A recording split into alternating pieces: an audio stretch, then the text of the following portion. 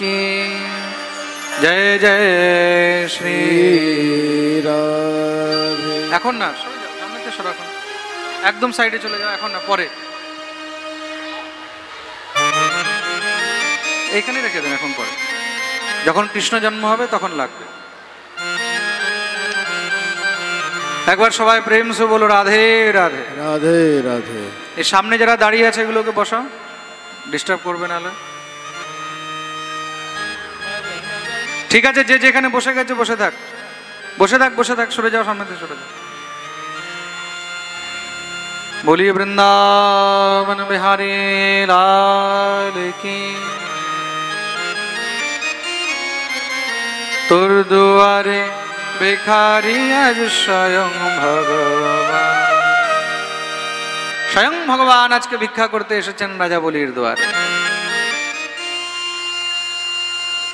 যখনই রাজাবলির দুয়ারে এসে উপস্থিত হয়েছেন, দূর থেকে রাজাবলি ভগবানকে দেখে সঙ্গে সঙ্গে মহারাজ যজ্ঞশালা থেকে উঠে দৌড়ে এসে উপস্থিত হলেন, প্রণাম করে দুই হাত জোড় করে স্বাগত করেছেন।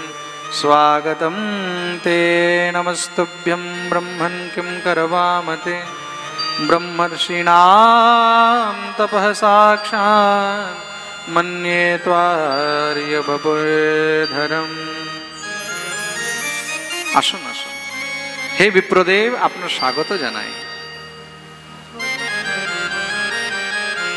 আজকে আপনাকে দেখে মনে হচ্ছে আমার যজ্ঞ ধন্য হয়ে গেল। আজ থেকে আগে আপনার মতন এমন ব্রাহ্মণ আমি কোনো সময় দেখিনি। আদ্য ন পিতরস্তৃপ্তাদ্য পাবিতম কুলম আদ্য সৃষ্টঃ ক্রতুরয়ং যদ ভবানাগতো গৃহান। কোনো যজ্ঞের মধ্যে, কোনো উৎসবের মধ্যে, কোনো মহোৎসবে যদি হঠাৎ করে কোনো সাধু, কোনো মহৎ, কোনো তপস্বী ব্রাহ্মণ চলে আসে, তাহলে মনে করবে সেখানেই সেই যজ্ঞ সফল হয়ে গেল। প্রেম সে বলো রাধে রাধে। আপনারা কত ভাগ্যবান যে এখানে এই পাঠের মধ্যে কত দূর দূর থেকে সাধু বৈষ্ণবরা এসেছেন। বৃন্দাবন থেকে, শ্রী হরিদ্বার, ঋষিকেশ থেকে, আরো কত দূর দূর থেকে এখানে সাধুরা এসেছেন, রাধাকুণ্ড থেকে। কত ভাগ্যবান আপনারা। নলে পাঠ হয়ে যায়, ভাগবত হয়ে যায়, কিন্তু সেখানে সাধু সমাগম হয় না, ঠিক কি না? প্রেম সে বলো রাধে রাধে। সাধু সমাগম আর হরি কথা, তুলসী দুর্লভ দোয়, এই দুইটা কিন্তু খুব দুর্লভ। এই দুটা যদি কোনো জায়গায় পাওয়া যায় তাহলে মনে করবে জীবন ধন্য হয়ে গেল। প্রেম সে বলো রাধে রাধে। তার জন্য যখন ঘরে কোনো যজ্ঞ করবে, অনুষ্ঠান করবে, পাঠের আয়োজন করবে, সাধু বৈষ্ণব সবাইকে নিমন্ত্রণ করবে। যত পারবে তত তাদেরকে নিমন্ত্রণ করে সেবা করবে, দান দক্ষিণা দেবে, তাদেরকে প্রসন্ন রাখবে। তাহলে তোমার অনুষ্ঠান সফল হবে, পিতৃগণ তৃপ্ত হবে তাতে। আদ্য নঃ পিতরস্তৃপ্তা। আর দেখুন এই সময়ে পিতৃপক্ষ চলছে, সাক্ষাৎ পিতৃপক্ষ চলছে। পিতৃপক্ষের মধ্যে পিতৃগণের প্রসন্নতার জন্য, পিতৃগণের নিমিত্তে সাক্ষাৎ ভাগবত আয়োজন। এর থেকে উত্তম আর কি হতে পারে? আদ্য নঃ পিতরস্তৃপ্তা আদ্য নঃ পাবিতম কুলম আদ্য সৃষ্টঃ ক্রতুরয়ং যদ ভবানাগতো গৃহান। পাবিতম কুলম, সেই বংশ, সেই কুল, সেই গৃহধন্য হয়ে যায় যে গৃহের মধ্যে সাক্ষাৎ কোনো মহারাজ, ব্রাহ্মণ, কোনো বৈষ্ণব, কোনো সাধু পদার্পণ করেন। প্রেম সে বলো রাধে রাধে। আরে বলো না, আরো জোরে, আরো জোরে, আরো জোরে, সবাই দোনো হাত উপরে করে জয় জয় শ্রী রাধে। তার জন্য নিজেদের আশেপাশে, নিজেদের গ্রামে, নগরে সাধু বৈষ্ণব মহাপুরুষগণ, গুরুজন তারা আসলে তাদেরকে নিমন্ত্রণ করে তখন নিজ গৃহে নিয়ে যাওয়া উচিত।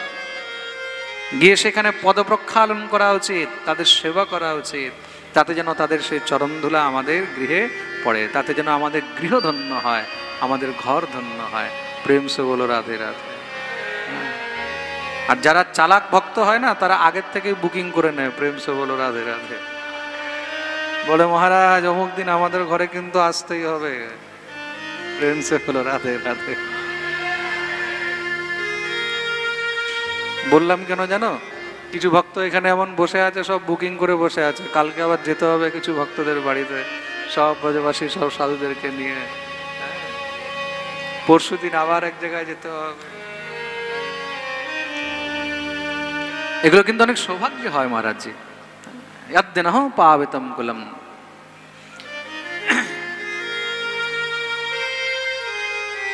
বামন ভগবানকে দেখে দিব্য স্তুতি করলেন, প্রভু আমি আপনাকে কিছু অর্পণ করতে চাই, বলুন আপনাকে কি দেব, আপনাকে কি লাগবে? গাম কাঞ্চনম গুণবদ্ধাম মৃষ্টম তথান্ন পেয়ম অথবা বিপ্রকন্যাম।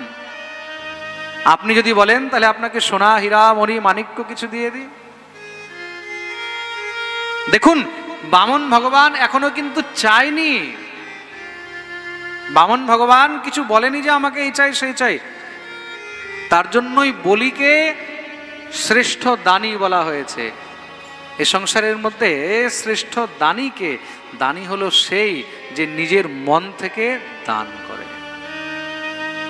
মানুষ চাইলে তো সবাই দিয়ে দেয়, বাবা একটু দাও, সবাই দিয়ে দেয়, কিন্তু না চাইলেও যে দান করে সে হলো শ্রেষ্ঠ দানী। প্রেম সে বলো রাধে রাধে। বলুন আপনাকে কি লাগবে? এই হলো বলির দান। সোনা হীরা মণি মাণিক্য বলুন কি লাগবে? বামন ভগবান বলছে না না বাবা আমাকে এসবের কোনো দরকার নেই, কোনো প্রয়োজন। কেন? আমি ব্রহ্মচারী মানুষ, এসব নিয়ে কি করবো? ও আচ্ছা ব্রহ্মচারী মানুষ তো, তার জন্যই প্রয়োজন নেই। তার একটা কাজ করি, তথান্ন পেয়ম অথবা বিপ্রকন্যা। আমাদের এখানে খুব ভালো ভালো ব্রাহ্মণ আছে, কোন এক সুন্দর ব্রাহ্মণের কন্যা দেখে আপনার বিয়ে দিয়ে দিই। রাম রাম রাম, কি বলছো রাজন? বিয়ে দেবে আমাকে বিষয়ের মধ্যে, সংসারের মধ্যে ফাঁসিয়ে দেবে? মহারাজ বিয়ে হলে ঘরে যখন বউ আসবে, অর্ধাঙ্গিনী আসবে, যখন ডিমান্ড করবে আমাকে এটা লাগবে ওইটা লাগবে, আপনি তখন আপনি দৌড়াবেন এই চাই ওই চাই। ঘরে অর্ধাঙ্গিনী নেই তো তার জন্য কোনো জিনিসের প্রয়োজন হয় না, তাই আপনি বলছেন কিছু লাগবে না। বামন ভগবান বললেন দেখো দেখো ভাই, আমাকে এসব বস্তুর কোনো অভিলাষা নেই, আমি তো ঘুরে বেড়াই সব সময়, আমি তো পরিব্রাজক, ঘুরে বেড়াচ্ছি। তাহলে একটা কাজ করি, গ্রামান সমৃদ্ধান স্তুরগান গজানবা রথাস্তথারহত্তম সম্প্রতীচ্ছ। আপনাকে তাহলে হাতি ঘোড়া বা কোনো রথ দিয়ে দিই, আরামসে বসে ঘুরতে থাকবেন। বামন ভগবান বললেন না না বাবা আমাকে এসব কিছু চাই না। তাহলে বলুন না আপনাকে কি দেব? আমি খালি হাত আপনাকে এই যজ্ঞ থেকে যেতে দেব না, যা চাইবো দেবে তো? কথা দিলাম প্রভু, বচন দিলাম যা চাইবেন দেব। আপনি একবার চেয়ে তো দেখুন। বামন ভগবান বললেন যদি দিতেই চাও রাজা, আমি জানি তুমি পরম দানী, তুমি মানা করবে না। পদানি ত্রিণি দত্তম মে সম্মিতানি পদা মম। যদি দিতেই হয় আমাকে 3 পক ভূমি দিয়ে দাও, 3 পা ভূমি। এই কি বলছেন মহারাজ? আপনি দেখতে যত ছোট আপনার বুদ্ধিও ততই ছোট। 3 লোকের রাজা বলির কাছে আপনি চাইলেন কি 3 পক ভূমি? আরে আমার কাছে রাজ্য চেয়ে নিতেন দিয়ে দিতাম, গ্রাম চেয়ে নিতেন দিয়ে দিতাম, নগর চেয়ে নিতেন দিয়ে দিতাম, 3 পক ভূমি। আচ্ছা ঠিক আছে, যেখান থেকে আপনার ইচ্ছা হয় সেখান থেকে আপনি মেপে নেন। বামন ভগবান বললেন এইভাবে নয়, সংকল্প করে দান করতে হয় রাজন। যা কাজ করবে একদম পাকাপাকি করতে হবে, উইথ রেজিস্ট্রি। আজকে তুমি দান করে দিলে লেখাপড়ি নেই, কালকে জমির দাম বেড়ে গেল মহারাজ, তোমার নাতিপোতা এসে বলবে এই বাবাজি জমিন খালি করো। তখন বাবাজি তো মন্দির বানিয়ে বসে গেছে, বেচারা কোথায় যাবে? হ্যাঁ, তার জন্য যা করবে একদম পাকাপাকি কাজ করবে। আর আগেকার দিনে তো মহারাজ রেজিস্ট্রি হতো না কোর্টে, আগেকার দিনে সংকল্প হতো, তার জন্য সংকল্প করা হচ্ছে। প্রেম সে বলো রাধে রাধে। রাজা বলি বললেন ঠিক আছে মহারাজ সংকল্প করে নেব। দাসকে বললেন যাও জল নিয়ে আসো। সেবক জল আনতে গেছে, এইদিকে যজ্ঞশালার মধ্যে গুরু শুক্রাচার্য বসে বসে সব শুনছে, মনে মনে ভাবছে এ আবার কেমন ব্রাহ্মণ বেটা, আমার শিষ্য এত কিছু দিতে চায়, কিছু নিতে চায় না, 3 পক ভূমি চাইছে, কিছু গোলমাল আছে। সঙ্গে সঙ্গে ধ্যানস্থ হয়ে বসে যখনই দেখেছেন এটা কে, ওরে বাপরে, সামনে সাক্ষাৎ ভগবান শ্রীহরি। আর থাকতে পারলেন না, দৌড়ে এসেছেন, এই সবৈরোচনে সাক্ষাৎ ভগবান বিষ্ণুরব্যঃ কশ্যপোদিতের জাতা দেবানাম কার্য সাধক। এই বলি, একে কিচ্ছু দিবি না। যাকে সাধারণ ব্রাহ্মণ মনে করছিস, সাধারণ ব্রাহ্মণ নয়, সাক্ষাৎ বিষ্ণুরব্যঃ, স্বয়ং বিষ্ণুর অবতার।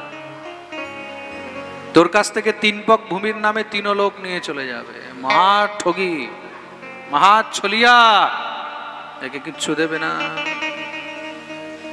সঙ্গে সঙ্গে বলি দোনো হাত জোড় করে বলছেন, গুরুদেব আপনি সত্য বলছেন, ভগবান বিষ্ণুরব্য, ইনি ভগবান। তার মানে কি, শুক্রাচার্যও জানে যে বিষ্ণু কে, বিষ্ণু হলেন স্বয়ং ভগবান। শুক্রাচার্য জানে যে বিষ্ণু হলেন স্বয়ং ভগবান, অন্য কেউ বলছে না, স্বয়ং শুক্রাচার্য বলছেন। শ্রী শুকদেব প্রভু এখানে উল্লেখ করলেন কি, শুক্রাচার্য নিজের মুখ দিয়ে বলছেন ভগবান বিষ্ণুরব্যয়ঃ। তার মানে কি, বিষ্ণু হলেন স্বয়ং ভগবান, অন্য কাউকে তো বলা হয়নি। কাকে বলা হয়েছে? ভগবান শ্রী বিষ্ণুকে। ভগবান বিষ্ণুরব্যঃ, ইনি হলেন স্বয়ং ভগবান। রাজা বলি হাত জোড় করে বলছেন, গুরুদেব যদি আপনি জেনেই গেছেন যে স্বয়ং ভগবান, জেনেও আপনি ভগবানকে দিতে মানা করছেন। এই সংসারে যা কিছু আছে সব তো ভগবানেরই দেওয়া, আর ভগবানের বস্তু যদি ভগবানকে দেওয়া হয় তাহলে তার মধ্যে সংশয় কেন গুরুদেব?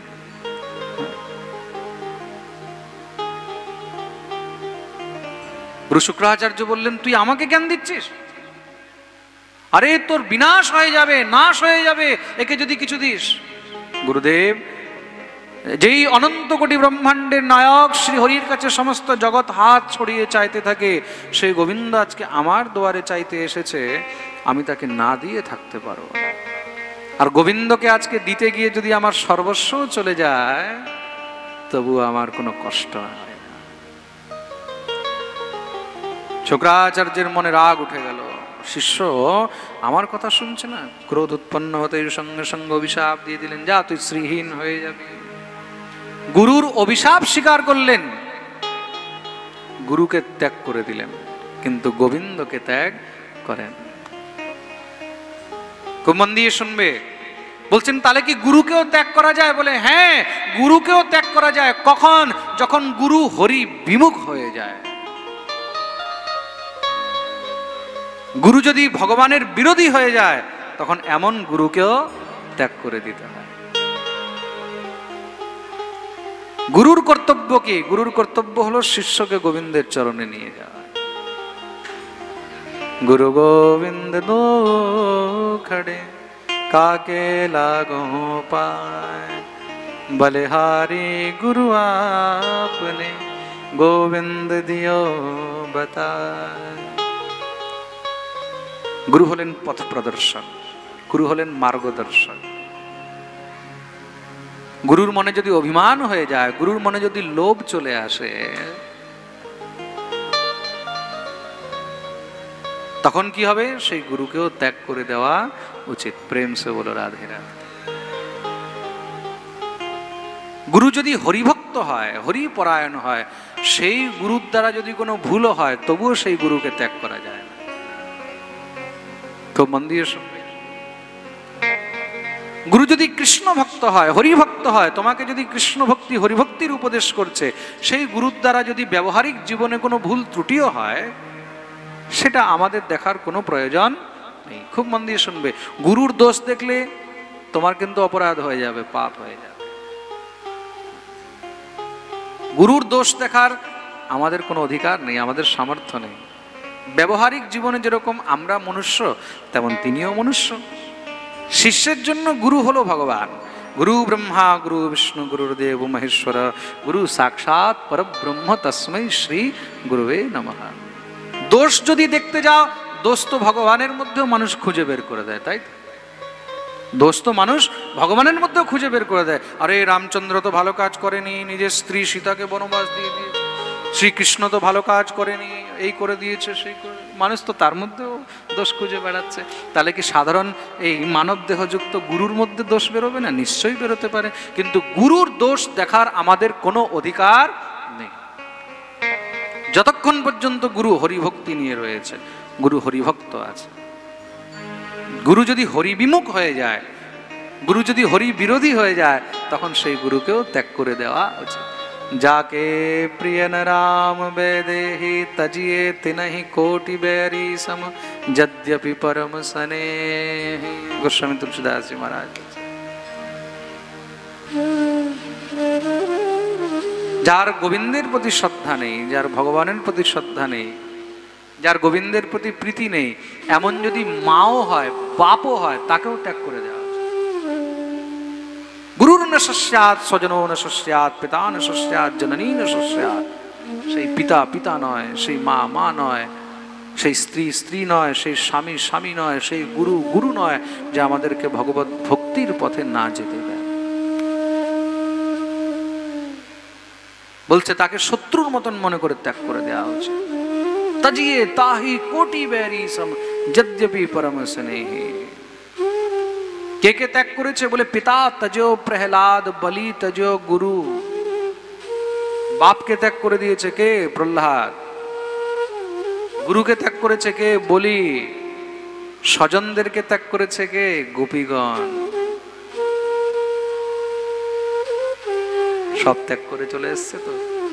দেহন্ত্यो ভেয়ো কাশ্চিদ্দোহম হিত্বা সমুৎসকা পয়োধিশ্রত্য সংয়াবমনুদ্বাস্য়া পরায়য়োঃ লিম্পন্ত্যঃ প্রমৃজন্তোন্যা अन्यन्त्यः काश्चिदोचने ব্যত্যস্তাবস্ত্রাভরণः কাশ্চিদ কৃষ্ণান্তকম যয়ুঃ।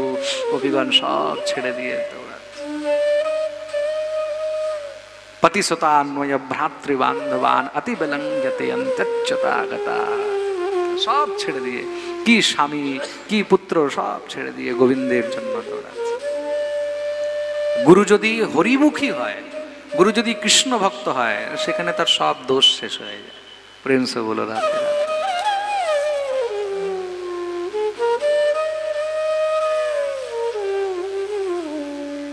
কিন্তু গুরু যদি হরি বিমুখ হয়, তখন সঙ্গে সঙ্গে ত্যাগ করে দেয়। যে হরি বিমুখ হয়েছে সে আমাকেও নরকে নিয়ে যাবে, আর তারপরেও হরিবিমুখ গুরুর যে সঙ্গ করে তাকেও নরকে যেতে হয়। লোভী গুরু লালচি চেলা হয়ে নরক মে ঠেলম ঠেলা। প্রেম সে বলো রাধে রাধে।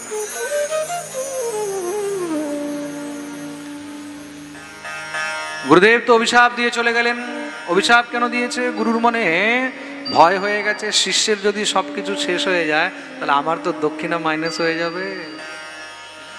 শিষ্যের পকেটে মাল থাকলে তো আমি দক্ষিণা পাবো, শিষ্যের যদি পকেট ফাঁকা হয়ে যায় তাহলে আমিও ফাঁকা হয়ে যাবো। প্রেম সে বলো রাধে রাধে। লোভ এসে গেছে, আর লোভে কি হয়? বলছে লোভে পাপ, আর পাপে মৃত্যু। সেবক জল নিয়ে এসেছে, গুরুদেব তো রেগে চলে গেলেন মহারাজ। সেবক জল নিয়ে আসলো, এখন জল নিয়ে যখনই সংকল্প করবে, কমণ্ডলু নাল থেকে আর জল বেরোচ্ছে না। কি হয়েছে? রাজা বলি বললেন মহারাজ মনে হয় কিছু আটকিয়ে গেছে। বামন ভগবান বললেন ঠিক আছে খুঁচিয়ে পরিষ্কার করে দাও।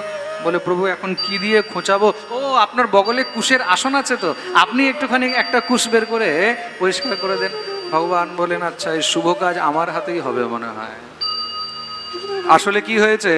দত্তগুরু শুক্রাচার্য সূক্ষ্ম রূপ ধারণ করে কমণ্ডলু নালের মধ্যে ঢুকে বসে আছে। কেন?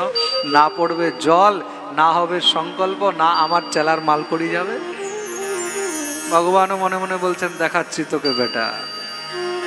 ভগবান একটা কুশ বের করে যখনই মহারাজ কমণ্ডলু নালের মধ্যে খোঁচা দিয়েছেন, এদিকে শুক্রাচার্য চোখ ফেড়ে ফেড়ে দেখছিল কি হয়। সোজা গিয়ে একটা চোখে লাগতেই মহারাজ একটা টিউবলাইট ফিউজ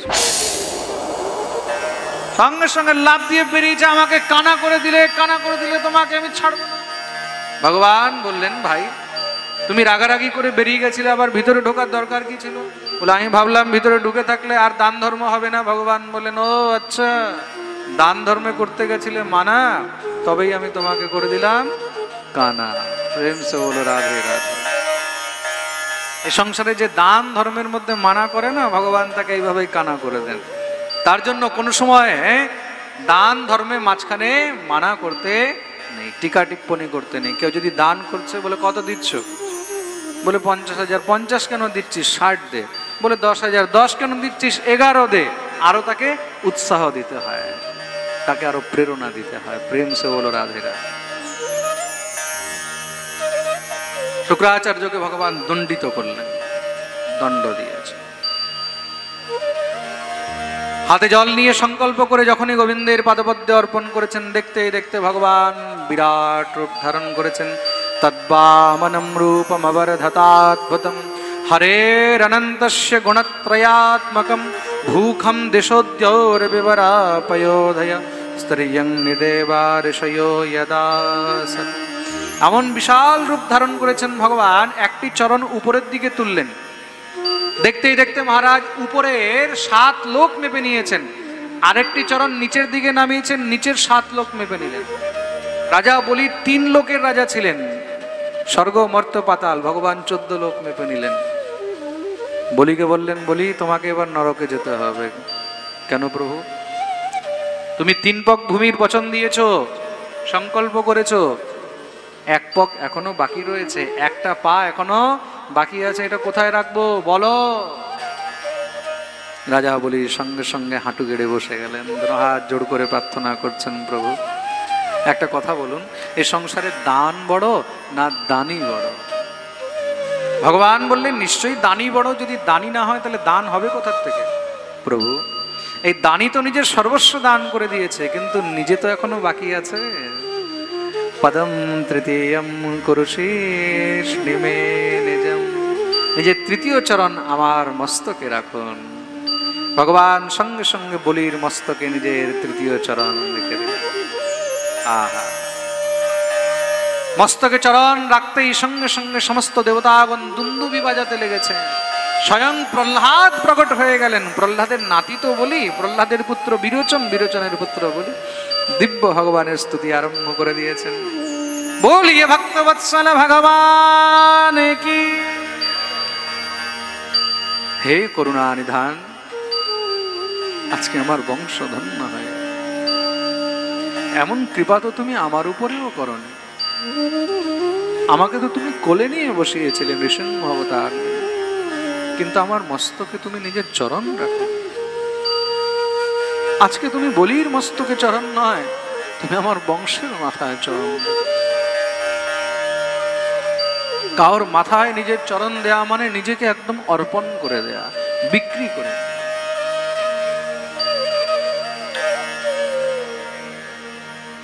প্রভু, আজকে আমার বংশ ধন্য, আমি তোমার ঋণী হয়ে গেল।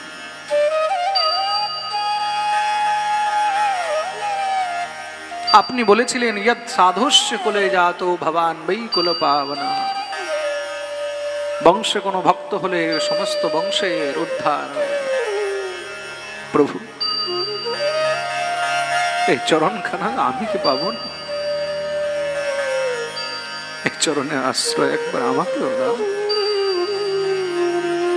ভগবান প্রহ্লাদকে বললেন, প্রহ্লাদ, এই চরণ অত সহজে সবাইকে দেওয়া হয়। আমি তোমার বংশের উপরে অত্যন্ত প্রসন্ন হয়ে আছি। আমি কথা দিলাম, প্রহ্লাদ, তোমার বংশে যে জন্মগ্রহণ করবে তাকে আমি নিজ হস্তে কখনো বধ করব না। বলিকে বললেন, তুমি কি চাও? যা চাইবে তুমি চেয়ে নাও। বলি ঝরঝর করে কাঁদছেন, প্রভু, আপনার চরণাশ্রয় পেয়ে সংসারে আর কি কোনো বস্তুর অভিলাষা থাকে? মনে হয় ভগবান এখানে বলিকে ছলিতে এসে আজকে নিজে বলির উপরে নছাবর হয়ে গেলেন। বলিকে লুটতে এসেছিলেন, নিজে লুটে গেলেন। বলি আগামী মন্বন্তরে তুমি ইন্দ্র হবে, তোমাকে আমি সুতল লোক প্রদান করলাম, আজ থেকে তুমি সুতল লোকে একদম নিষ্কণ্টক ভাবে একদম আনন্দে তুমি সেই সুতল লোকে বাস করবে। মানুষকে পুরো জীবন মহারাজ নষ্ট করে দিতে হয় একটা ঘর বানাবার জন্য, একটা বাড়ি বানাবার জন্য, তাই তো পুরো জীবন পেরিয়ে যায়। ভগবান বলিকে একটা লোক দিয়ে দিলেন সুতল। ভগবান যদি কৃপা করেন তাহলে কি না সম্ভব, বলির উপরে কৃপা করলেন। এই সংসারে বলির মতন না দানি ছিল না দানি হয়েছে, তার জন্যই বলা হয়েছে এ নবদ্ধ বলি রাজা দানবেন্দ্র মহাবল। আমরা কি দান করতে পারি, আমাদের কি সামর্থ্য আছে? আমরা তো দানের মধ্যেও বারবার কিন্তু দেখি, হেতু দেখি। দানের মধ্যে আমরা বারবার হিসাব লাগাই, কত দেব, এত দিলে আমাদের বেশি না চলে যায়।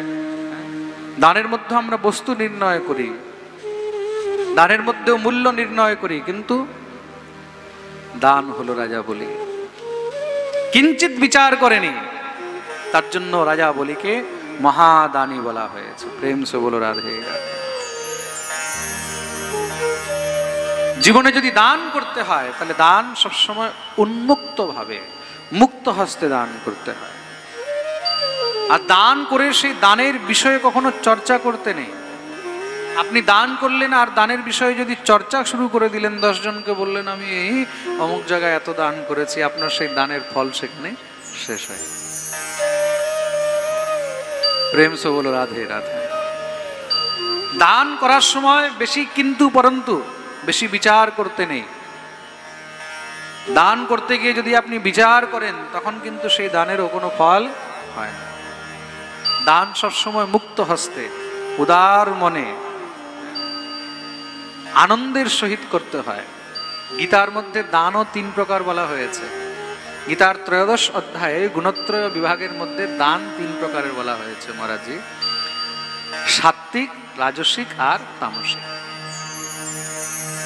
দানও কিন্তু মহারাজ 3 প্রকারের, সাত্ত্বিক, রাজসিক, তামসিক। সাত্ত্বিক দান কাকে বলা হয়েছে?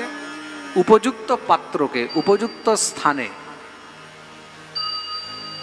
উদার হৃদয়ের সঙ্গে যে দান করা হয় তাকে সাত্ত্বিক দান বলা হয়। কোনো হেতু, কোনো কিন্তু রেখে, কোনো হেতু রেখে, মনের মধ্যে কোনো কামনা রেখে, কোনো বাসনা রেখে, যেন আমার এটা হয়ে যায় প্রভু, আমার যদি 1 কোটি টাকার কাজ হয়ে যায় তাহলে আমি তোমাকে 100 টাকার লাড্ডু ভোগ লাগাবো। যখন এরকম হেতু থাকে, কিন্তু থাকে, এটা হলো রাজস্বিক দান। খুব মন দিয়ে শুনুন। কোথাও আমি 50,000 টাকা দান করলাম, আমি চাইলাম আমার এবার নাম হয়ে যাক চারদিকে মহারাজ। 5 লাখ টাকা দান করলাম, আমি ওখানে 5 লাখ দান করেছি জানো।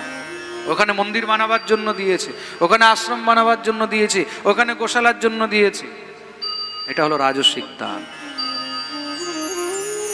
আর অপাত্রকে, কুপাত্রকে দান করা, আপনি মহারাজ এমন মানুষকে দান করলেন সেই দানের কোনো সৎ উপযোগ হলো না, আপনি দিলেন, সেই টাকা নিয়ে গিয়ে মহারাজ গাঁজা খেয়ে চলে আসলো, সেই টাকা নিয়ে গিয়ে নেশা করলো, সেই টাকা নিয়ে কোনো পাপ করলো।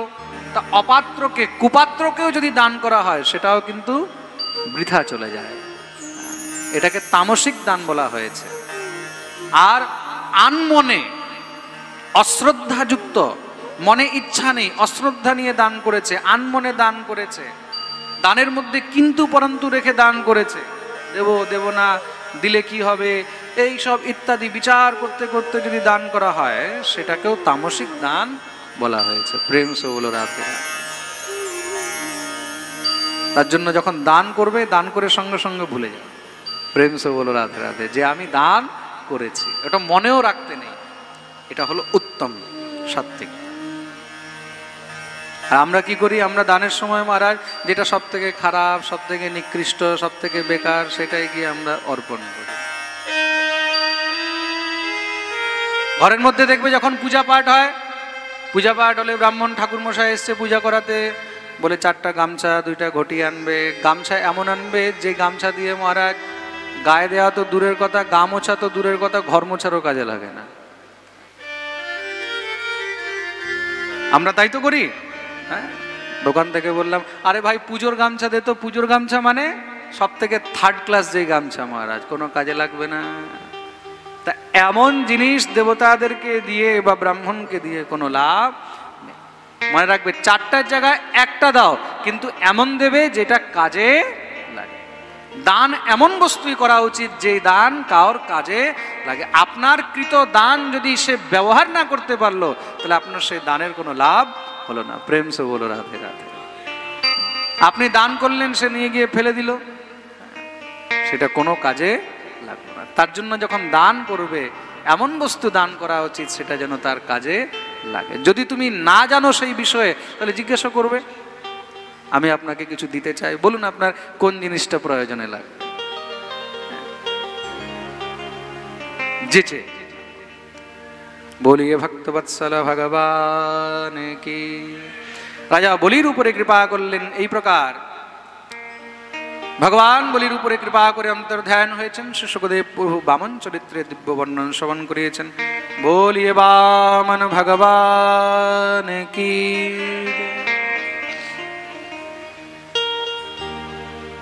আপনাদেরকে আমি একটা বিশেষ কথাও বলে দিই, যারা ইউটিউবে লাইভ শ্রবণ করে তারা তো জানে, শ্রীধাম বৃন্দাবনে আমাদের ছোট রাধা শ্যামসুন্দর মন্দিরের জীর্ণোদ্ধার কাজ আরম্ভ হয়েছে। তো মন্দির নির্মাণের মধ্যে অনেক অর্থের প্রয়োজন রয়েছে, আপনারা জানেন ভালো করে। আপনাদের সহযোগিতা ছাড়া সেই মন্দিরের নির্মাণ কখনোই সম্ভব নয়। আর আদি বরাহ পুরাণে হরিভক্তি বিলাসে বর্ণন রয়েছে, একটা নতুন মন্দিরের নির্মাণ থেকে পুরাতন মন্দিরের জীর্ণোদ্ধারে যদি সেখানে দান করা হয়, তাহলে সহস্র মন্দির নির্মাণের ফল প্রাপ্ত হয়। শ্রীধাম বৃন্দাবনে আমাদের মহারাজজিও দেখে এসছেন, আমাদের গোপীনাথ বাজারে ছোট রাধা শ্যামসুন্দর মন্দির, প্রায় 350 বৎসর প্রাচীন মন্দির। সেই মন্দির একদম জীর্ণ অবস্থায়, ভগ্ন অবস্থায় আছে। নতুন করে সেই মন্দির নির্মাণের কাজ আমাদের আরম্ভ হচ্ছে। এই বিজয়া দশমীর দিন থেকে আমাদের ভূমি পূজন হবে। আপনারা সেই মন্দির নির্মাণের জন্য যে যথাসাধ্য যদি কোনো সহযোগ করতে চান, সেই মন্দির নির্মাণে যদি সহযোগ করতে চান, আপনাদের জন্য স্বাগত রয়েছে, আপনারা সহযোগ করতে পারবেন। 2-3 দিন আমি এখানে যা আছি, কেউ যদি ডাইরেক্ট আমার সঙ্গে এসে দেখা করতে চায় বা আমাকেও যদি এসে সহযোগ অর্পণ করতে চায়, করতে পারবেন। না হলে আপনারা ইউটিউব দেখেন, ইউটিউবের মধ্যে পাঠের মধ্যে আমাদের ট্রাস্টের অ্যাকাউন্ট নম্বর রয়েছে, আপনারা সেখানেও সহযোগ করতে পারবেন। যার যত সামর্থ্য হয়, যার 1টা ইঁটের সামর্থ্য 1টা ইঁটেরও দিতে পারেন, যার 1000-এর সামর্থ্য 1000-এর দিতে পারেন। কমসে কম আপনাদের নামে স্মৃতিযুক্ত সেখানে 1টা ইঁট তো লাগানো থাকবে। প্রেম সে বলো রাধে রাধে। যার যত সামর্থ্য হবে অবশ্যই সেখানে অর্পণ করতে পারবেন। ওখানে অনেক বিশাল বড় কাজ আস্তে আস্তে দেখতে দেখতে আপনাদের সহযোগেই পূর্ণ হবে। এই ব্যাসপীঠ থেকে আপনাদের কাছে আমি এই নিবেদন রাখবো। জয় জয় শ্রী রাধে শ্যাম। শ্রী শুকদেব প্রভু এই প্রকার বামন অবতারের দিব্য বর্ণন শ্রবণ করিয়েছেন। তৎপশ্চাৎ মৎস্য অবতারের কথা শ্রবণ করালেন। ভগবান মৎস্যরূপে রাজা সত্যব্রতের উপরে কৃপা করেছিলেন। সেই রাজা সত্যব্রত পরবর্তী মন্বন্তরে বৈবস্বত মনু হলেন। তার থেকে মহারাজ সৃষ্টি আবার প্রারম্ভ হলো। সেই বৈবস্বত মনু থেকে সূর্য বংশ হয়েছে। রাজা পরীক্ষিত প্রশ্ন করলেন, বলে প্রভু আমি সেই সূর্য বংশের বর্ণন শ্রবণ করতে চাই। শ্রী শুকদেব প্রভু সূর্য বংশের বর্ণন আরম্ভ করেছেন। যেই সূর্য বংশে স্বয়ং ভগবান শ্রী রামচন্দ্র রূপে অবতীর্ণ হলেন। খুব মন দিয়ে শুনুন। ব্রহ্মার পুত্র হলেন মরীচি, মরীচির পুত্র হলেন কশ্যপ, কশ্যপের পুত্র হলেন বিবস্বান, বিবস্বানের পুত্র হলেন বৈবস্বত, বৈবস্বতের 10টি পুত্র হয়েছেন ইক্ষ্বাকু, নৃগ, সৌর্যাতি, দৃষ্ট, ধৃষ্ট, কুরুষ, নরিষ্যন্ত, পৃথক, নভগ আর কবি। নভগের পুত্র হলেন নাভাগ, নাভাগের পুত্র হলেন অম্বরীশ। এই অম্বরীশ ভগবানের পরম ভক্ত ছিলেন। যেই অম্বরীশ প্রত্যেকটি একাদশীর ব্রত করতেন, আর সেই একাদশীর ব্রতের উপরে প্রসন্ন হয়ে ভগবান তার রক্ষার জন্য সুদর্শন চক্রকে পর্যন্ত পাঠিয়েছেন। বলি অম্বরীশ জি মহারাজ কি। সেই অম্বরীশের বংশে পরম প্রতাপী রাজা হলেন বাহুক, বাহুকের পুত্র হলেন সগর, সগরের পুত্র হলেন অংশুমান, অংশুমানের পুত্র হলেন দিলীপ, দিলীপের পুত্র হলেন ভগীরথ, এই ভগীরথী কিন্তু সেই যিনি তপস্যা করে গঙ্গাকে এই পৃথিবীর মধ্যে নিয়ে এসেছেন, যার জন্য গঙ্গার এক নাম হলো ভাগীরথী। বলিয়ে গঙ্গা মাইয়া কি। সেই দিলীপের পুত্র ভগীরথ, ভগীরথের পুত্র হলেন খটবাঙ্গ, খটবাঙ্গের দীর্ঘবাহু, দীর্ঘবাহুর পুত্র হলেন রঘু, রঘুর পুত্র অজ, অজের পুত্র দশরথ, দশরথের 3টি রানী কৌশল্যা, কৈকেয়ী আর সুমিত্রা। 3 রানীর গর্ভের থেকে 4টি পুত্র হয়েছেন। স্বয়ং ভগবান অবতীর্ণ হলেন 4টি পুত্র রূপে, নাম হলো রাম, লক্ষণ, ভরত আর শত্রুঘ্ন। বলিয়ে রাজা রামচন্দ্র ভগবান কি। এই প্রকার মহারাজ সূর্য বংশের বর্ণন সূক্ষ্ম রূপে এখানে শ্রবণ করিয়েছেন। দেখুন, রাম চরিত্র কিন্তু অনেক বিশাল চরিত্র। শ্রী সুখদেব প্রভু জানেন, যদি আমি রামচরিত্রে প্রবেশ করে যাই তাহলে কৃষ্ণ চরিত্র ছোট হয়ে যাবে, তার জন্য তিনি রামচরিত্রকে মাত্র 2 অধ্যায়ে বিশ্রাম দিয়ে দিলেন। রামচরিত্র অত সহজ নয় যে মহারাজ 10 মিনিট, আধা ঘন্টা বা 2 ঘন্টা শ্রবণ করা যায়। রামচরিত্রের জন্য অনেক বড় সময় চাই। প্রেম সে বলো রাধে রাধে। কোনো সময় যদি প্রভু শ্রী রামচন্দ্রের কৃপা হয় তাহলে আমরা সবাই মিলে হয়তো দেখা গেল এই কমলা রাইস মিলে বসেই রামকথা অবশ্যই শ্রবণ করব। বলিয়ে রাজা রামচন্দ্র ভগবান কি। রামকথায় 9 দিনের সময় লাগে, ভাগবতে 7 দিন, রামকথায় 9 দিন, এত বিশাল। এই প্রকার সূর্য বংশ রামচরিত্রকে এখানে বিশ্রাম দিয়েছেন। রাজা পরীক্ষিত প্রশ্ন করলেন, বলে প্রভু আমি এবার সেই চন্দ্রবংশ বর্ণন শ্রবণ করতে চাই, যেই চন্দ্রবংশের মধ্যে স্বয়ং ভগবান শ্রীকৃষ্ণ রূপে অবতীর্ণ হয়েছেন। অথাত শ্রূয়তাম রাজন বংশঃ সোমস্য পাবনঃ यस्मिन् एलादयो भूपा कीर्त्यन्ते पुण्यकीर्तयः। সুখদেব প্রভু চন্দ্রবংশ বর্ণন আরম্ভ করলেন। খুব মন দিয়ে শুনবে। ব্রহ্মার পুত্র হলেন অত্রি, অত্রির পুত্র হলো চন্দ্রমা, চন্দ্রের পুত্র হলো বুধ, বুধের পুত্র পুরুরবা, পুরুরবার 6টি পুত্র হয়েছে, আয়ু, শ্রুতায়ু, সত্যায়ু, রয়, বিজয়, জয়। জয়ের পুত্র হলেন অনেনা, অনেনার পুত্র হলেন নহুষ, নহুষের 6টি পুত্র হয়েছে, জ্যোতি, যজাতি, সংজাতি, আয়তি, বিয়তি আর কৃতি। তার মধ্যে যজাতির 2টি স্ত্রী দেবযানী, শর্মিষ্ঠা। 2টি স্ত্রী থেকে 5টি সন্তান হলো, যদু, দ্রুহু, অনু, তুর্বসু আর পুরু। দেবযানীর গর্ভের থেকে 2 পুত্র, শর্মিষ্ঠার গর্ভের থেকে 3 পুত্র। যদু থেকে যদুবংশ হয়েছে আর পুরু থেকে পুরুবংশ হয়েছে। এই পুরুবংশের মধ্যেই কৌরব, পাণ্ডব ইত্যাদি হয়েছেন। আর যদুবংশের মধ্যে পরম প্রতাপী রাজা ভোজ, বৃষ্ণি, অন্ধক। যদুর বংশের মধ্যে পরম প্রতাপী রাজা হয়েছেন ভোজ, বৃষ্ণি, অন্ধক আর সুর। মহারাজ ভোজের 2 পুত্র হলেন, উগ্রসেন আর দেবক। উগ্রসেনের 10টি পুত্র হয়েছে, তার মধ্যে সবথেকে বড় পুত্রের নাম হলো কংস। তার ছোট ভাই দেবকের 7টি কন্যা হয়েছে, পৌরবী, রোহিণী, ভদ্রা, মদিরা, রোচনা, ইলা আর দেবকী। মহারাজ সুরসেনের 2টি স্ত্রী ছিল, পৌরবী আর মারিসা। একটি স্ত্রীর গর্ভের থেকে মহারাজ 2 পুত্র হলো, অর্জন্য, পর্জন্য। আরেকটি স্ত্রীর গর্ভের থেকে 1 পুত্র হলো দেবমীর। এই অর্জন্য, পর্জন্য গো সেবা, গো পালনের বৃত্তি ধারণ করলেন, তার জন্য তাদেরকে গোয়ালা বলা হলো। তারা গিয়ে যমুনার পারে সেখানে খুব সুন্দর একটি নগর বসিয়েছেন, তার নাম হলো গোকুল। তাদের 9টি সন্তান হলো, যাদেরকে নবনন্দ বলা হয়েছে। নন্দ, সুনন্দ, আনন্দ, গয়, বিমল, যশ, কীর্তি ইত্যাদি, এই হলো 9 নন্দ। আর সেই নন্দের পত্নী, নন্দের স্ত্রী, তার নাম হলো যশোদা। আর সেই নন্দ যশোদার গৃহেই ভগবান গিয়ে বৃন্দাবন লীলা করেছে। আর দ্বিতীয় যে পুত্র ছিল মহারাজ সুরসেনের দেবমীর, সেই দেবমীরের ঘরে 10টি পুত্র হলো।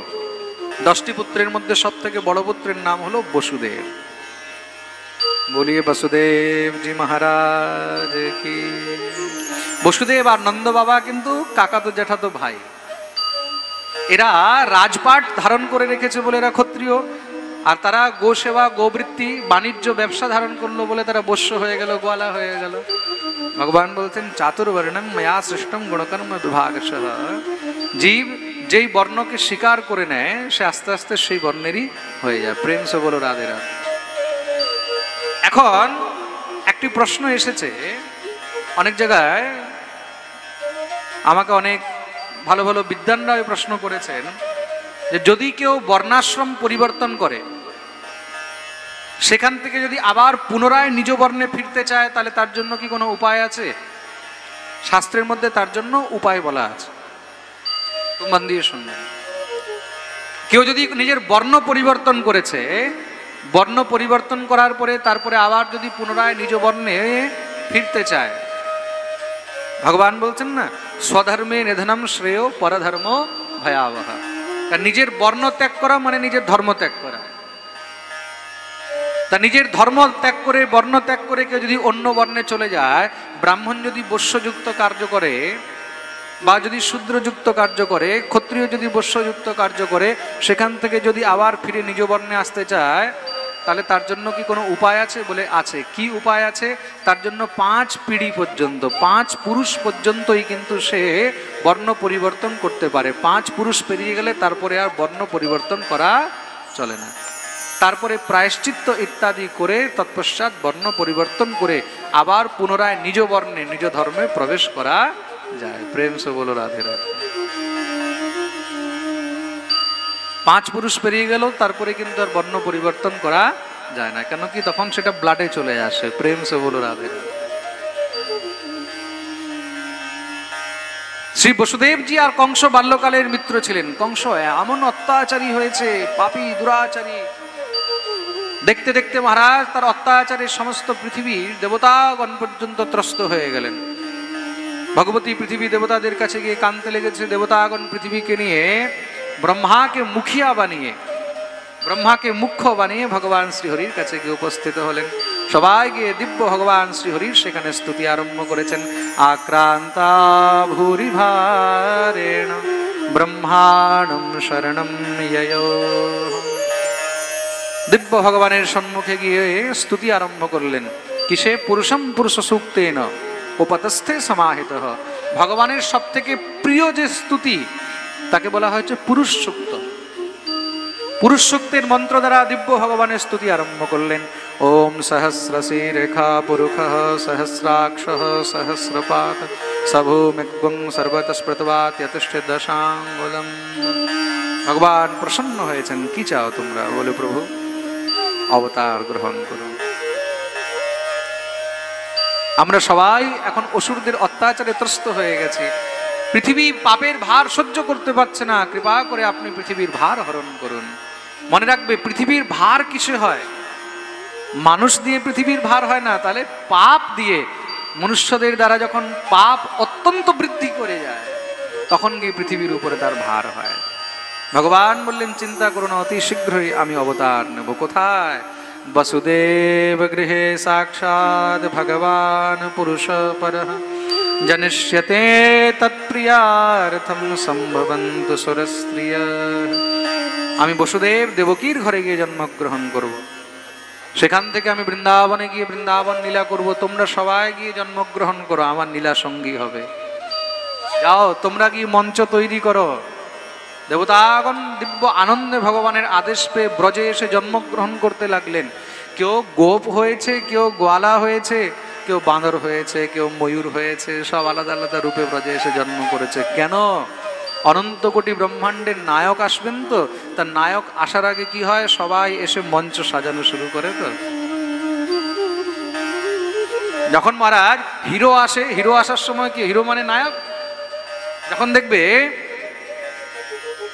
কোনো অভিনয়ের মধ্যে, কোনো নাটকের মধ্যে যখন দেখবে নায়ক আসে না, নায়ক আসার আগে বাকি সব ক্যারেক্টারগুলো আগের থেকে সব রেডি হয়ে যায়। কেন? বলে এখন নায়ক আসছে।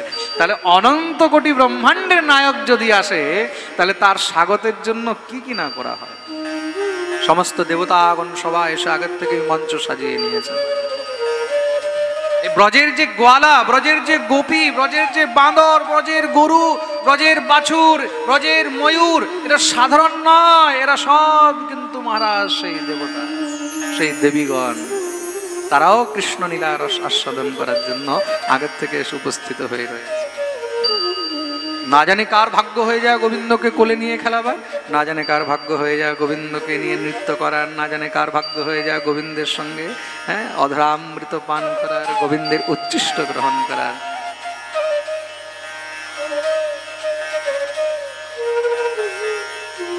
একদিন কি হয়েছে, কংস নিজের মহলের মধ্যে বিচরণ করতে করতে হঠাৎ করে নিজের বোন, নিজের ভগিনী ভগবতী দেবকীর দিকে যখন দৃষ্টি পড়েছে, তাকিয়েছে, জিজ্ঞাসা করলেন এটা কে?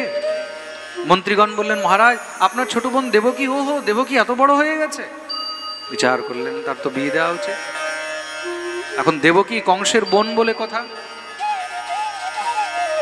কংসের বোন, তার জন্য পাত্রও তো তেমন চাই। কংসের বোন জামাই কে হবে ভাই? কংসের বাল্যকালের বন্ধু বসুদেব। বসুদেব থেকে উত্তম আর পাত্র কোথায় পাবে? বসুদেবের কাছে গিয়ে বিবাহের প্রস্তাব দিয়েছেন, বসুদেব তো রাজি। কেন? দেবকীর বড় বোনদের বিবাহ আগেই কিন্তু বসুদেবের সঙ্গে হয়ে গেছিল। রোহিণী, ভদ্রা, মদিরা ইত্যাদি তাদের আগেই বিবাহ হয়ে গেছে। সব থেকে ছোট বোন দেবকীর বিবাহ প্রস্তাব দিয়েছেন, বসুদেব রাজি হলেন। খুব ধুমধাম করে কংস নিজের বোনের বিয়ে দিয়েছে।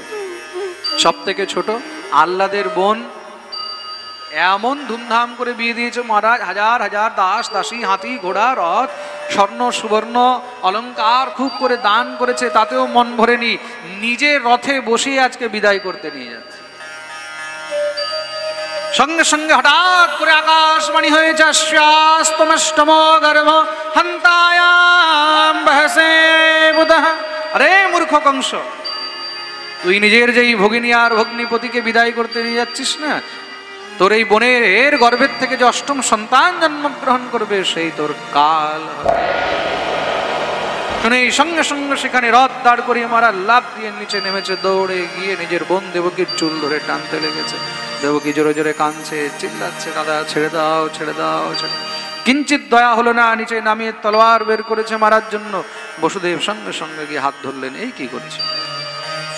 ভোজরাজ, সংসারে তোমার নিন্দা হবে। যে দেখো, ভোজরাজ কংস পরম বলবান হয়ে ভগিনী হত্যা করেছে, নিজের বোনকে, অবলা নারীকে হত্যা করলো। বসুদেব, তুমি শোনোনি আকাশবাণী কি বললো? এর সন্তান আমার কাল হবে। তোমার ভয় তো সন্তান থেকে, এর থেকে তো নয়। আমার ভয় সন্তান থেকে, কিন্তু সে বেঁচে থাকলেই তো সন্তান হবে। তাহলে তাকেই মেরে দেবো, না থাকবে বাঁশ, না বাজবে বাঁশি। বসুদেব বোঝালেন, দেখো, স্ত্রী হত্যা করে কোনো লাভ নেই, বোন হত্যা করে কোনো লাভ। আমি তোমাকে কথা দিচ্ছি, তার গর্ভের থেকে যত সন্তান হবে এক এক করে সব তোমাকে এনে দিয়ে দেব। কংস জানে যে বসুদেব পরম সত্যবাদী, ছেড়ে দিলেন। দেখতে দেখতে মহারাজ খুব সুন্দর প্রথম সন্তান হয়েছে। নিয়ে এসে যখনই কংসের সামনে রাখলেন, পুত্রান সমর্পয়িষ্যে ইয়তস্তে ভয়মুত্থিতম। তার দিকে তাকিয়ে কংস মনে মনে বিচার করলো, এর থেকে তো আমার কোনো ভয় নেই। বললেন, যাও নিয়ে যাও, প্রতিয়াত কুমারোয়ম না যস্মাদস্তি মে ভয়ম। নিয়ে যাও, এর থেকে কোনো ভয় নাই। ফিরিয়ে নিয়ে চলে আসলেন। দেবতাদের তো চিন্তা হয়ে গেল, কেন? তাড়াতাড়ি যদি দেবকীর সন্তানের মৃত্যু না হয় তাহলে ভগবান তাড়াতাড়ি আসবেন না। দেবর্ষি নারদকে পাঠালেন, মহারাজ আপনার চেলা যদি পুণ্য শুরু করে দেয় তাহলে তাড়াতাড়ি তার উদ্ধার কি করে হবে? তাড়াতাড়ি তার পাপের ঘোড়া ফুল করে দেন। নারদ সঙ্গে সঙ্গে দৌড়ে এসেছেন। নারদকে আবার গুরু মানে তো। দেবশ্রী নারদ আসতেই খুব সুন্দর উচ্চ আসন দিয়ে বসিয়ে পূজা করলেন। গুরুদেব, আজ আপনি খুব কৃপা করলেন। হঠাৎ বলে, তোমার খুব চিন্তা লেগে থাকে তো? চিন্তা কিসের? আরে তুমি বসুদেবের পুত্রকে এইভাবেই ছেড়ে দিলে, কিন্তু তার থেকে তো আমার কোনো ভয় নেই গুরুদেব। আচ্ছা, ভয় কার থেকে? বলে, ভয় তো অষ্টম সন্তান থেকে। জানো অষ্টম কাকে বলে? কাকে? 8টি পদ্ম ফুল এনে সামনে রাখলেন। বলে, এবার গণ 1 2 3 4 5 6 7 8। বলে, কোনটা প্রথম কোনটা অষ্টম? বলে, এইটা প্রথম এইটা অষ্টম। বলে, এবার উল্টো করে গণ 1 2 3 4 5 6 7 8। এইবার বলো কোনটা প্রথম কোনটা অষ্টম। কংসের তো মাথা ঘুরিয়ে গেছে। এক তো মহারাজ অসুর পাপী, একটু মাথার মধ্যে বীজ ঢুকিয়ে দিয়েছে, মাথা একদম খারাপ হয়ে গেছে। ভোজরাজ দেবতাদের চাল বুঝতে পারবে না, কখন প্রথম অষ্টম হয়ে যাবে, অষ্টম প্রথম হয়ে যাবে। নারায়ণ নারায়ণ নারায়ণ। নারদ চলে গেলেন। কংস সঙ্গে সঙ্গে বসুদেবকে ডাকিয়েছেন, দেবকীকে ডাকিয়ে সেই মহারাজ পুত্রকে নিয়ে আছাড় দিয়ে মেরে ফেলে। দেখতে দেখতে মহারাজ এক এক করে 6টি পুত্রকে হাতেষু ষটসু বালেষু দেবক্যা অগ্রসেনা 6টি পুত্রের হত্যা করলেন। সপ্তম সন্তানের সময় স্বয়ং অনন্ত দেব গর্ভে এসেছেন। সপ্তমো বৈষ্ণবম ধামম ইয়মনন্তম প্রচক্ষতে। স্বয়ং বৈষ্ণবের ধাম অনন্ত দেব গর্ভে এসেছেন। ভগবান ভগবতী যোগমায়াকে আবাহন করলেন। দেবী এই সন্তানকে দেবকীর গর্ভের থেকে রোহিণীর গর্ভে আকর্ষণী বিদ্যা দ্বারা স্থাপিত করে দাও। কেন? এই সন্তানের যদি জন্ম হয়, কংস মারতে গেলে সে তো সঙ্গে সঙ্গে কংসকে মেরে ফেলবে, ক্রোধিত অনন্তদেব, তাহলে আমার নীলা সব ডিসমিস হয়ে যাবে।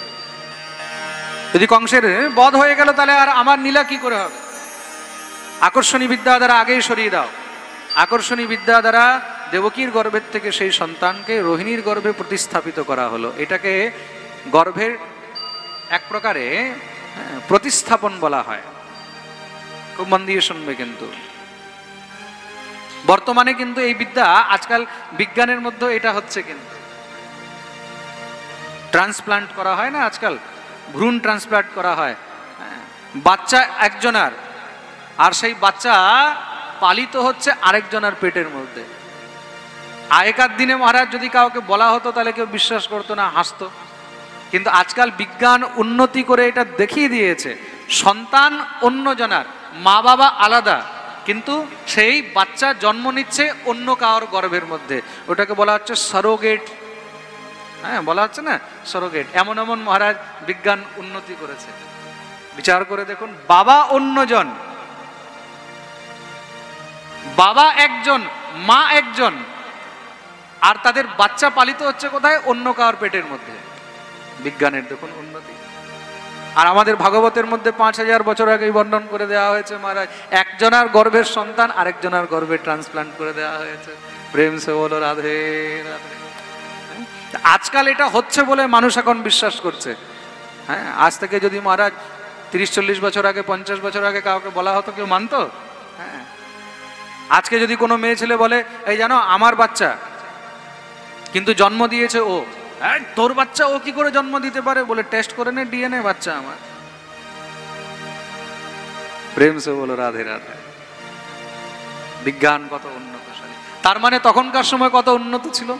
ভগবতী যোগমায়া গর্ভে প্রতিস্থাপন করে দিলেন। ভগবতী রোহিণীকে নিয়ে গিয়ে বসুদেব কি করলেন? বাবা নন্দের ঘরে রেখে দিলেন, গোকুলের মধ্যে, তাতে যেন কেউ জানতে না পারে। কেন? তার সন্তান, তাকে যদি কিছু অত্যাচার করে কংস।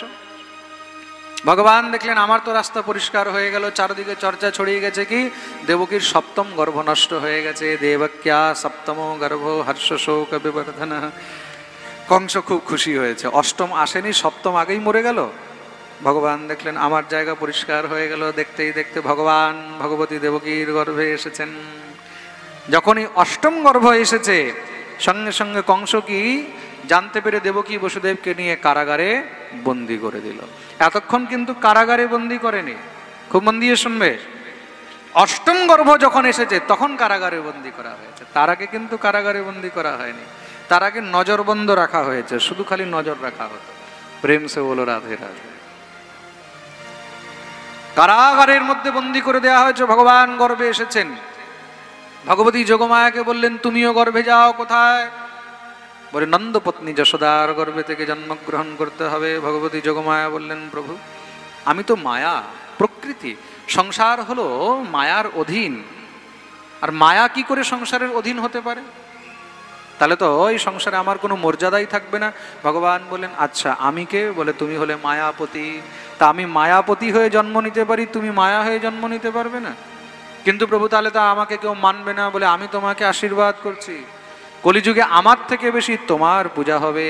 দুর্গেতি ভদ্রকালীতি বিজয়া বৈষ্ণবীতি চ কুমুদা চণ্ডিকা কৃষ্ণা মাধবী কন্যকেতি চ।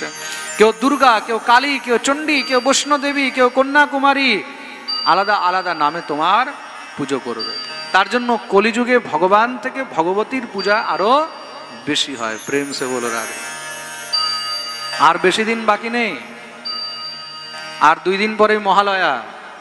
মা ভগবতী আসছে কিসে? হাতির উপরে বসে আসছে। কিন্তু এবার দেখবে মহারাজ, একটা রাধা গোবিন্দের মন্দির বানাতে 10 বছর 20 বছর লেগে যায়। আর এই 3 দিন 4 দিনের দুর্গা পূজার মধ্যেই মহারাজ কোটি কোটি টাকার প্যান্ডেল হয়ে যাচ্ছে। তাই তো এক একটা প্যান্ডেল মহারাজ 2 কোটি 4 কোটি 5 কোটি টাকার প্যান্ডেল হয়ে যাচ্ছে এই 3 দিন 4 দিন 5 দিনের জন্য। এটাই হলো ভগবতীর মায়া। প্রেম সে বলো রাধে রাধে। ভগবান আশীর্বাদ দিয়েছেন, তার জন্য কলিযুগে ভগবতীর পূজা আরো বেশি হয়। ভগবতী মায়া গিয়ে মা যশোমতীর গর্ভে স্থান গ্রহণ করলেন। দেখতে দেখতে সময় পেরিয়ে যাচ্ছে। এদিকে কি হয়েছে, সমস্ত দেবতাগণ ভগবানের দর্শন করতে এসেছেন, গর্ভের স্তুতি করছেন। কেন? তারাও দেখছেন যে ভগবানকে গর্ভে দেখতে কেমন দেখা যায়। যিনি সংসারকে গর্ভে পাঠায় তিনি আজকে গর্ভে এসেছেন, এটাকে গর্ভস্তুতি বলা হয়েছে। সত্যব্রতম সত্যপরম ত্রিসত্যম সত্যস্য যোনিম নিহিতম চ সত্যম সত্যব্রতম সত্যপরম ত্রিসত্যম সত্যস্য যোনিম নিহিতম চ সত্যম সত্যস্য সত্যামৃত সত্যনেত্রম সত্যাত্মকম ত্বাম শরণং প্রপন্না। সত্যস্য সত্যামৃত সত্যনেত্রম সত্যাত্মকম ত্বাম শরণং প্রপন্না।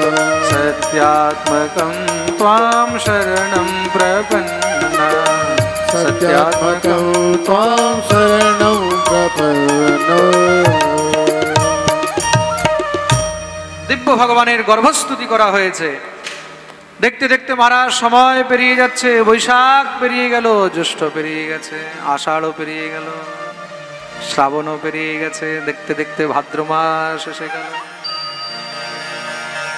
চারদিকে প্রকৃতি আনন্দে নৃত্য করছে ভগবানের আগমনের জন্য। আহা নদ্য প্রসন্ন সলিলার হৃদা জলরুহ শ্রিয় দুজালি কুলসন্নাদস্তবকা বনরাজ। নদীর মধ্যে জল বেড়ে গেছে, নদী কলকল কলকল করছে। যেই বৃক্ষে কখনো ফুল ফোটে না, সেই বৃক্ষে ফুল ফল দুটি মহারাজ ধরে গেছে। আহা, ব্রাহ্মণরা যজ্ঞ আরম্ভ করে দিয়েছে। ববৌ বায়ু সুখস্পর্শ পুণ্য গন্ধ বহ শুচি। প্রকৃতির মধ্যে একটা মন্দ মন্দ সুগন্ধিত হাওয়া চলছে। মনে হচ্ছে কেউ এয়ার ফ্রেশনার দিয়ে দিয়েছে। প্রেম সে বলো রাধে রাধে। আমরা কি হয়, কোথাও যদি একটু গন্ধ টন্ধ দেখি, হ্যাঁ, কোনো ভালো মানুষ আসলে, কোনো গুণী মানুষ আসলে, কোনো অফিসার আসলে তাড়াতাড়ি করে রুম স্প্রে ছড়িয়ে দিয়ে, গন্ধ যেন না পায়। তাহলে সাক্ষাৎ অনন্ত কোটি ব্রহ্মাণ্ডের নায়ক আসছে। প্রকৃতি কি করেছে? প্রকৃতি চারদিকে মহারাজ সুগন্ধিত এক থেকে এক, উত্তম থেকে উত্তম ফল ফুল সব সৃষ্টি করে দিয়েছে, দিব্য সুগন্ধ করেছে। পুণ্যগন্ধবহ শুচি আগ্নেয়শ্চ দ্বিজাতীনাম শান্তাস্তত্র সমিন্ধত। ব্রাহ্মণরা যজ্ঞ করছেন, সিংহ গর্জনা করছে। কেন? বলে আমি তো সিংহ, কিন্তু যে আসছে সে হলো নরসিংহ। ভাদ্র মাস কৃষ্ণপক্ষ, এক এক করে তিথি বেরিয়ে যাচ্ছে। প্রতিপদ গেল, দ্বিতীয়া গেল, তৃতীয়া গেল, চতুর্থী গেল। পঞ্চমী ভাবছে ঠাকুর আজকে আসবে নাকি, পঞ্চমীও পেরিয়ে গেছে। ষষ্ঠী ভাবছে আজকে আসবে, ষষ্ঠীও চলে গেল। সপ্তমী ভাবছে বোধহয় আজকে আসবে, সপ্তমীও পেরিয়ে গেল। অষ্টমী ভাবছে বোধহয় প্রভু আজকে আসবে। দেখতে দেখতে অষ্টমীরও মহারাজ দিন পেরিয়ে গেল। অষ্টমীর দিন পেরিয়ে গেছে, রাত শুরু হয়ে গেছে। অষ্টমীর তো বুক ধকধক শুরু করে দিয়েছে। প্রভু কি আর আমার উপরে কৃপা করবে না? গেলবার প্রভু নবমীর উপরে কৃপা করেছিলেন। কখন? শ্রী রামচন্দ্র রূপে, রাম নবমী। এবার কি আমার উপরে কৃপা করবেন না? কিন্তু দেখতে দেখতে তো সময় পেরিয়ে যাচ্ছে। রাত হয়ে গেছে, রাত্রির 8টা হয়ে গেল, 9টা হয়ে গেল। দেখতে দেখতে মহারাজ 10টা হয়ে গেল। অষ্টমীর তো এবার হালত খারাপ হয়ে গেছে, বুক ধকধক করছে, প্রেশার হাই হয়ে গেছে। অষ্টমী কি হবে, কি হবে, কি হবে, কি হবে, কি হবে? ভগবান ভগবান অত সহজে কিন্তু মহারাজ আসেন না। মানুষ মনে করে সহজে ভগবানকে পেয়ে যাবো, সহজে নয়। ভগবানও কিন্তু প্রেশার একদম ভালো করে আগে হাই করে দেয়। একদম আগে যখন হাই হয়ে যাবে, যখন দেখবে যে একদম মহারাজ এখনই ফল্ট মেরে যাবে, সঙ্গে সঙ্গে ভগবান দেখা দিয়ে দেবে। প্রেম সে বলে রাধে রাধে। দেখতে দেখতে মহারাজ 10টা হয়ে গেছে, রাত্রি 11টা হয়ে গেছে। এবার ভাবো অষ্টমীর কি অবস্থা। আর তো 1 ঘন্টা পেরোলেই মহারাজ নবমী শুরু। আর তো থাকতে পারছে না অষ্টমী। কি হবে, কি হবে, কি হবে, কি হবে? দেখতে দেখতে মহারাজ সময় আরো পেরিয়ে যাচ্ছে। এবার 11:30 হয়ে গেছে, আর এবার 11:15 হয়ে গেছে। আর এবার দেখতে দেখতে কত হলো? আচ্ছা, এত তাড়াতাড়ি 12টা? 12টা বাজাবার জন্য সবাই রেডি হয়ে থাকে। আচ্ছা চলো ঠিক আছে, 11:50, 10 মিনিট এখনো বাকি আছে কিন্তু।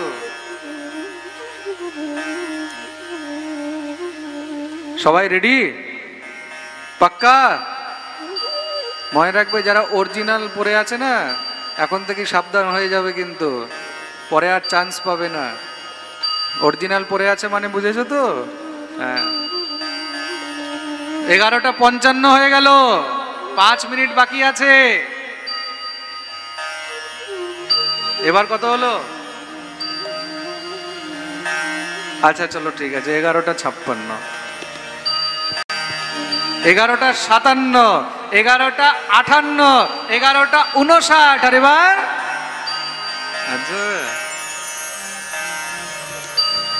ভাবছো মহারাজ এখন কি বলবো?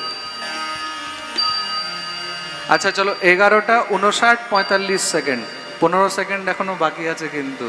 একবার প্রেম সে বলো রাধে রাধে। আরে বলো না, আরো জোরে। দেখো আমাদের ব্রজে বলে রাধে রাধে রটো চলে আয়েঙ্গে বিহারি। তো যারা যারা চায় যে ঠাকুর তাড়াতাড়ি আসুক, দোনো হাত উপরে করে বলবে রাধে রাধে। 5 সেকেন্ড বাকি আছে কিন্তু। নাও দ্য কাউন্টডাউন ইজ বিগিন। 5, 4, 3, 2, बोलो वृंदावन बिहारी लाल की। देखते देखते रात्रि 12টা বাজতে স্বয়ং ভগবান সেখানে দিব্য চতুর্ভুজ রূপ ধারণ করে প্রকট হয়ে গেলেন। তমদ্ভুতম বালকমম্বুজে ক্ষণম চতুর্ভুজম শঙ্খ গদার युधायुधं श्रीवत्सलक्ष्मं कलशोभिकौस्तुभं पीताम्बरं सान्द्रपयोदसौभगं। ভগবান চতুর্ভুজ রূপ ধারণ করে প্রকট হয়েছে। দেবকী বসুদেব দিব্য ভগবানের স্তুতি আরম্ভ করতে লাগলেন। ভগবান বললেন, অতি শীঘ্রই আমি ছোট বাচ্চা হয়ে যাব, আমাকে এখান থেকে কোলে করে নিয়ে যমুনা পার করে তোমরা সেখানে নন্দের ঘরে রেখে আসবে। সেখানে একটি ছোট কন্যা আছে, সেই কন্যাকে নিজের সঙ্গে নিয়ে আসবে। দেখতে দেখতে মহারাজ সমস্ত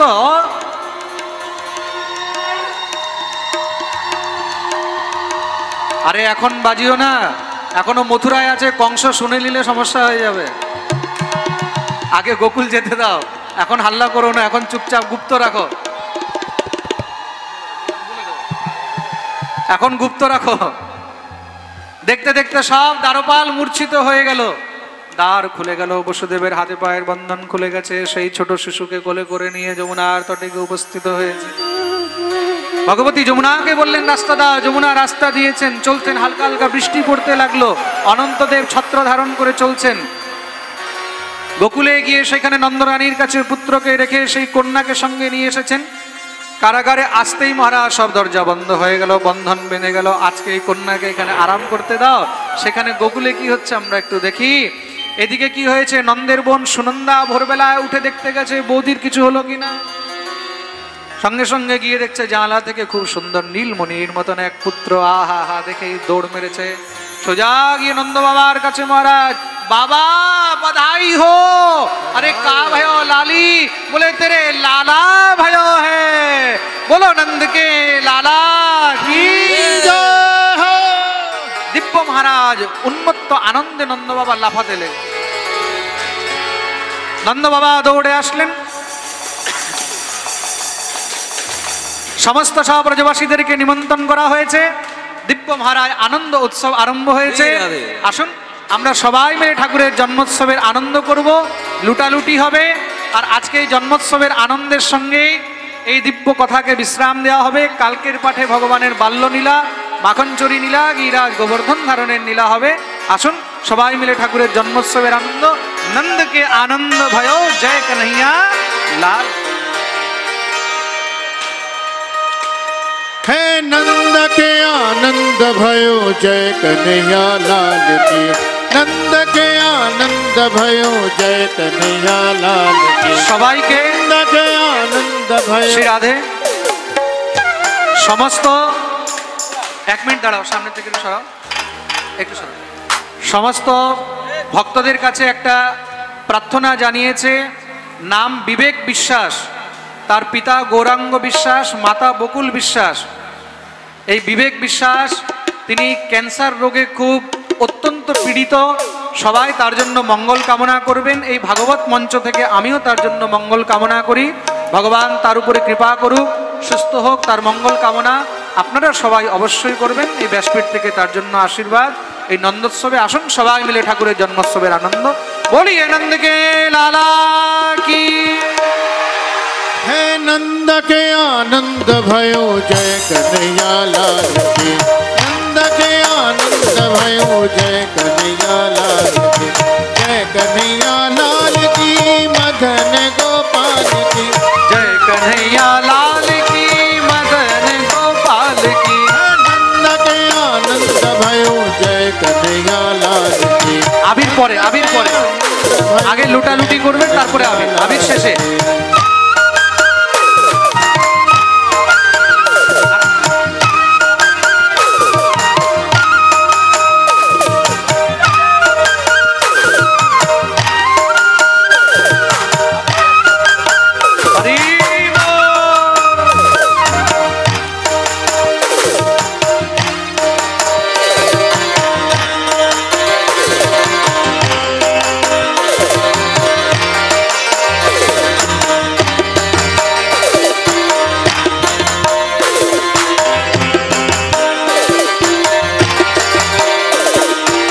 लड़ुआ दीने पेड़ा दीने और दीनी लापसी। लड़ुआ दीने पेड़ा दीने और दीनी लापसी। लड़ुआ दीने पेड़ा दीने और दीनी लापसी। लड़ुआ दीने पेड़ा दीने और दीनी लापसी। जवानन को लड़ुआ पेड़ा बूढ़न को लापसी। जवानन को लड़ुआ पेड़ा बूढ़न को लापसी।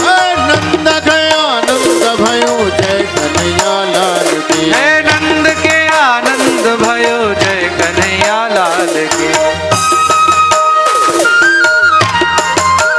हरि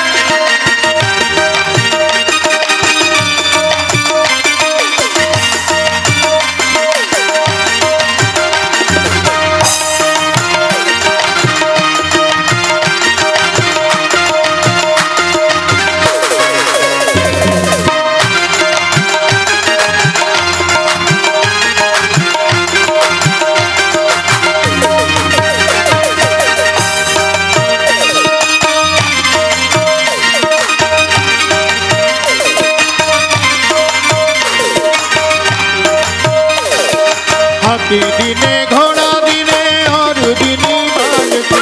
हाथी दीने घोड़ा दीने और दीनी बाल की। हाथी दीने घोड़ा दीने और दीनी पाल की। हाथी दीने घोड़ा दीने और दीनी बाल की। हाथी दीने घोड़ा दीने और दीनी पाल की। जानन को हाथी घोड़ा बूढ़ को पाल की। আবির আবির আবির এখন দিও না, তাহলে গলা বন্ধ হয়ে যাবে, গান গাওয়া যাবে না।